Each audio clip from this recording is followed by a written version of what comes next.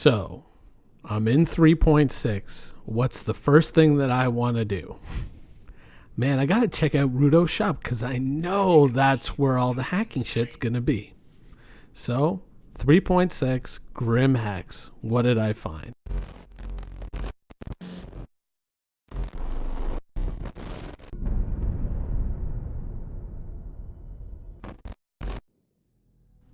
So I wanted to test out hacking. It was the first thing on my mind, and the new hacking equipment. And you have to keep in mind that what you're about to see, this is the tier 0 implementation. So it is not going to be perfect, and it isn't. I failed at it as well. So, spoiler alert, sorry. But I like the foundation. I like what I'm seeing here. It was, I think, a step in the positive direction. And the new orientation on the engines and the Cutlass, which can come as a bit of a surprise if you don't wait for them to reorient themselves when you're trying to take off. I found that out the hard way during my first foray into hacking, but that is going to be something of a different video in the future. This is, of course, a video looking at a system that we have been waiting so long to get our hands on, hacking. So, of course, the hacking equipment is sold pretty much where we thought it would be, in Rudo's shop. Where there used to be those Slaver's Tea tablets, now are all the different hacks. And there's different types. There's this one, which is, what is it called again? Sorry, the Reauthorizer. There's the Tiger Claw, and there's a couple of other ones. I don't really recall the names, but the Reauthorizer seemed to be the safest one. It takes longer, but it's the most reliable. And all of these are, of course, pieces of equipment that you carry on your character. These aren't, just sort of like buy it and you forget it. You automatically, it's like it's credited to your character, almost like an attunement in the old days of WoW, when once you completed the quest, then you could just walk into the dungeon or the raid whenever you wanted to. It isn't like that. This is actually a piece of equipment, which is a good idea. It's something that you have to physically carry on your character. So in the future, when we have proper inventories and all of that, and you have to make choices about the equipment that you carry, this is a good thing, because this is something that in the future, let's say you go down and you do the mission to destroy the drugs in the drug lab. You're a legitimate player, a mercenary or whatever for law enforcement. You go down there, if you sacrifice a little space in your inventory to bring something like this, maybe you can hack the Ninetales computer that's in that lab, pull up a bunch of files, and maybe sell those files to Crusader Security or ArcCorp Security or Hurston Security, whoever might be interested in them. It's a good thing. That is something that is, of course, not present now, but something that could easily be present in the future when you see the system as it kind of, flourishes, as it develops. And of course, all these pieces, I put the descriptions are up on the screen whenever I check them out. There's only the 4, and they all vary in quality. Each one has its own little backstory to it, and it's all, of course, legitimate equipment for IT professionals that they use to recover, locked out computer systems that they no longer have the login access to, all for legitimate purposes. Wink, wink. It's a nice touch. It was really cool, and I was kind of hoping maybe to find a little bit more, but obviously in the future there's a lot of space for added pieces of equipment, larger pieces of equipment that may go on a ship, like say the Herald. When you go through Rudo's shop, of course, you see these much larger decks and larger pieces of equipment, and that kind of throws back to several years ago when the Herald was in development and it was going to be flight ready. They showed us the interior shots of it and how they were laying it out, and part of that was they were making space for future equipment that you were going to put on your ship.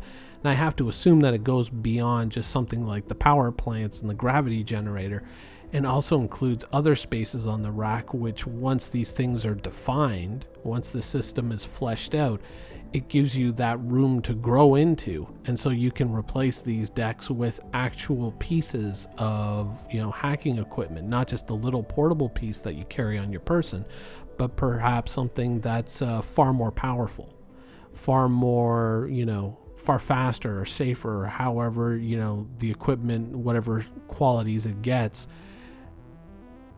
something that is obviously going to be more capable because it's attached to a much more capable computing system. So there is obvious room to grow here, and I like that. It gives us a little room for our imagination, but also when we're looking into the future and we experiment with this system, it gives us, places that we can kind of look at and say, okay, well, what if you included this with that, But anyways, let's get on with the mission. Now, the mission is just a simple mission. It's the usual shut down the array job. It may require a bit of, reputation or exploration of the criminal system before this becomes available to you. Of course, this is the PTU, so you have, functionally an unlimited amount of money and perhaps unlimited access to these missions as well. So this may, in the live version, be something that you actually have to unlock. But for testing purposes, they just open up all the doors for us. Now, the mission offers you two options. Now, you can go to Rudo Shop and you can buy, one of these pieces of hacking equipment and place it on your character, or you can go to a location which is one of the salvage yards that we've heard about, one of the chop shops, and we can go ahead and pick up a key from one of the mission kiosks there that effectively does the same thing. And then we have to take it to the array. Now, the salvage yards, and this is it here on Daymar for this mission, which is one of the arrays around Crusader, is filled with all kinds of, habitation modules from various space stations, obviously in a heavy state of disrepair. There's a few Auroras there, and I think a few chunks of torn up Retaliators. It's, it's the first time we've seen this thing, and obviously it's going to get a second touch, but this is basically what you do. You go in there and you pick up the piece of equipment. Now, I was already carrying one from Rudo's shop in my utility slot, so it didn't give me the option to stow it. So I'm not sure if that is, a hard limitation, but I ended up having to carry this thing all the way back to my ship, and it may be because I already had one in my kind of leg pocket where you can also put, your cutting tool or whatnot that you may be familiar with that you can buy. I believe it's on Hurston in 3.5. So I ended up having to carry it all the way back to the ship, and I think that that's also why when I picked it up and flew it over to the comm array, I once again had to carry it in my hand. Now, here it is. I just kind of stashed it on the floor of my Cutlass and then flew over to the comm array, but I'm picking it up and I'm carrying it over to the array now. Now, when you get close to the array, you're going to get an alert that tells you, okay, you're trespassing. Please leave. And then after a while, it becomes more insistent, and it says, leave the area immediately. And if you don't, within whatever amount of time, you don't really get a countdown timer.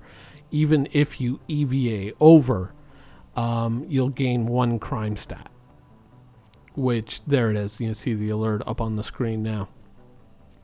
Now, you might be wondering why I'm leaving my ship about 5 kilometers away from the array. Well, one, I wanted to test out that if I EVA'd over, if I would still get the crime stat or if I would still see this alert. And another thing that I've kind of learned over the years is that when you're messing with comm arrays, it's better to park your ship further away from the comm array and then fly into the comm array. And the reason for that is because if someone, there it is, you see vacate immediately. If someone flies up and tries to do something with the station, either to bring it up or to take it down or to stop you from doing your mission, they see that ship there. You're not always aware of what's going on outside of the station when you're inside of it. There aren't any windows, right? And it's, if a ship comes up real close, you're going to hear it approach. But if someone shows up there and sees your ship there, they may destroy your ship first to prevent you from escaping. And so one of the lessons that I've learned over the years is to put my ship further away, so that way if someone comes up and tries to stop me, the first thing they might do is just blow up my ship. And that will give me a warning to let me know if I can't hear them or if I don't know that they're out there. The gunfire, whatever, or my ship just blowing up will give me a warning, let me know, okay, somebody's coming, and that gives me a little bit of time to actually get out of the comm array, hide up in the solar panels, wait for them to try and get into the comm array, gun them down, steal their ship, and then leave.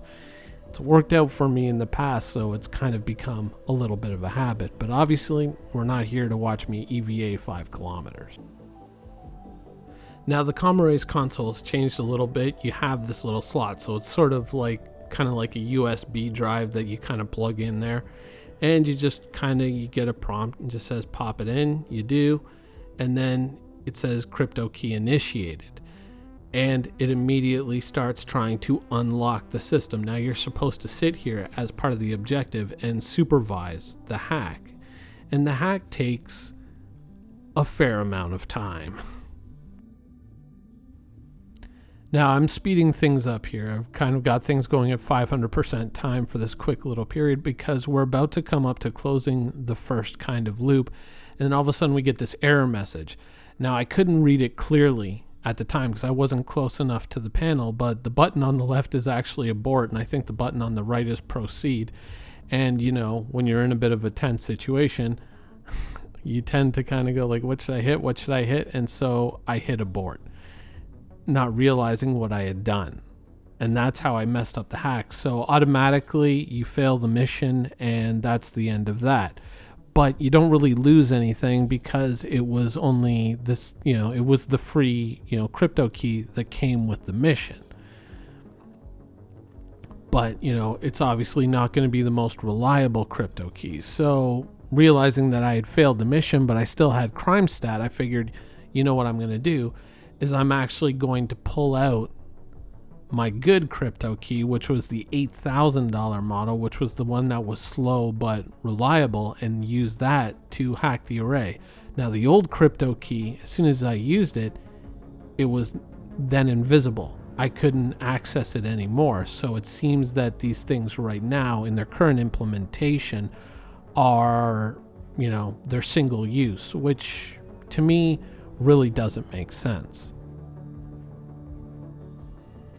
So I decide to pop in, you know, my own crypto key and see if I can erase this crime stat. And,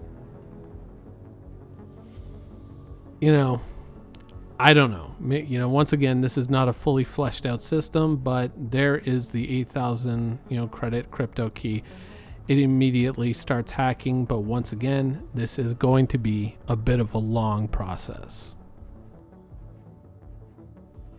Now, once again, of course, I have massively sped this up, and overall, it takes about a minute per bar with the 8,000 credit crypto key.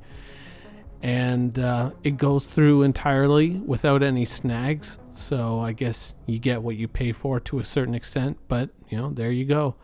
Access granted.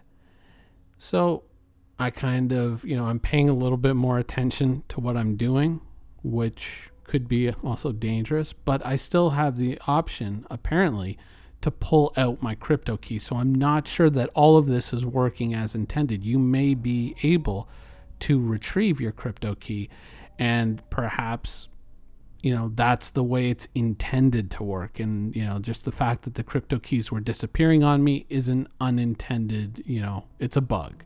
It's not the way that it's supposed to be. But it only really gave me the option to disconnect the array, and then it was gone.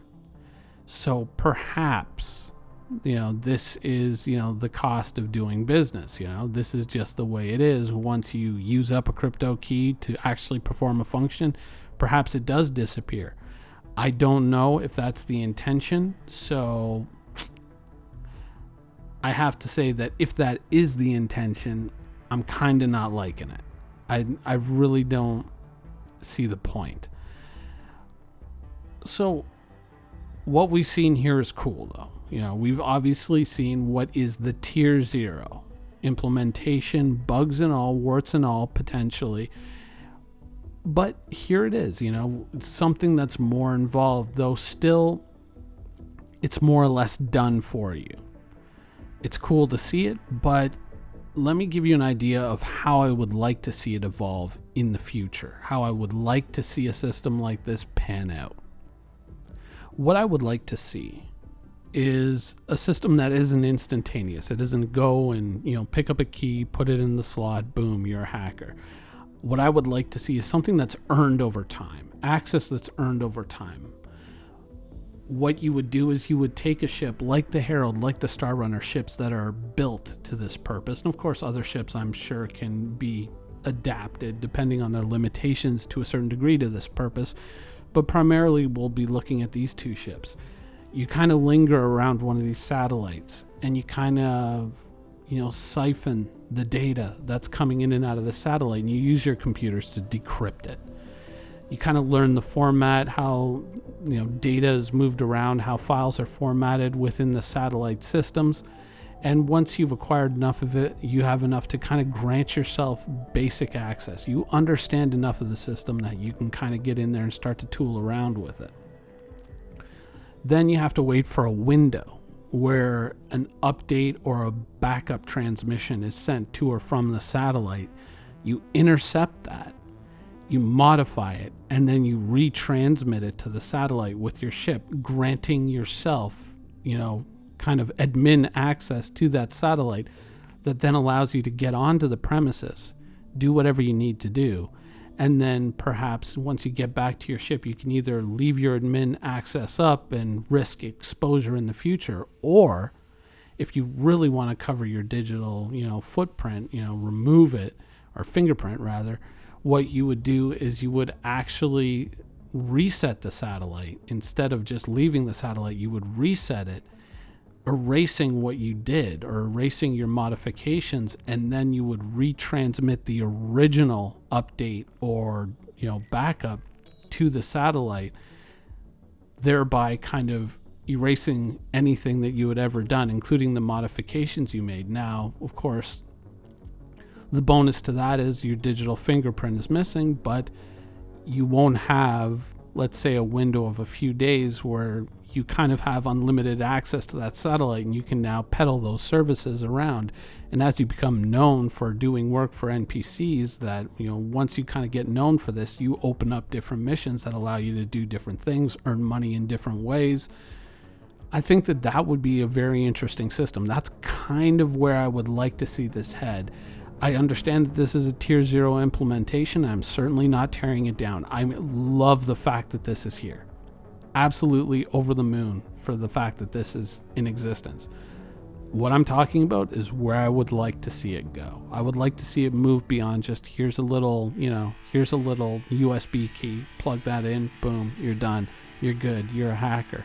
I would like to see it become a much more sophisticated system and something that rewards player skill, something that rewards players' patience and efforts.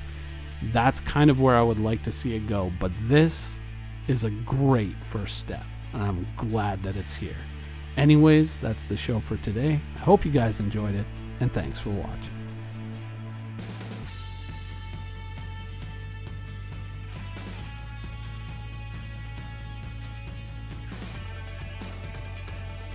Thank you for watching. So if you want to keep up with the latest and greatest in Star Citizen and Squadron 42's development, please follow us on our social media channels. See you soon.